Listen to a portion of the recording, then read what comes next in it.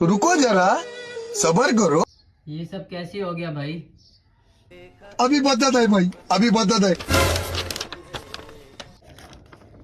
मैं गाड़ी से गिर गया। मेरी गाड़ी की स्पीड 80 से 90 थी। आगे से कुत्ता आ गया। मेरी गाड़ी का बैलेंस बिगड़ गया और मैं गिर गया और मेरा पाँव टूट गया। तेरे साथ बहुत गलत हुआ भाई, लेकिन ये बात तू अपने मुंह से ही बोल के बता सकता था।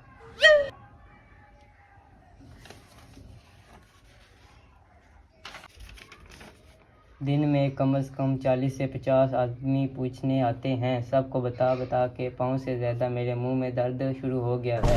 ये तो बात भाई ठीक है, कोई अन पढ़ा है उसको क्या बताओगी? ये बड़ी अच्छी बात कही आप।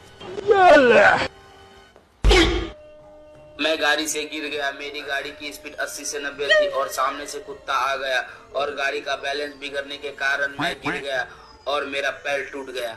क्या देखना पड़ रहा है?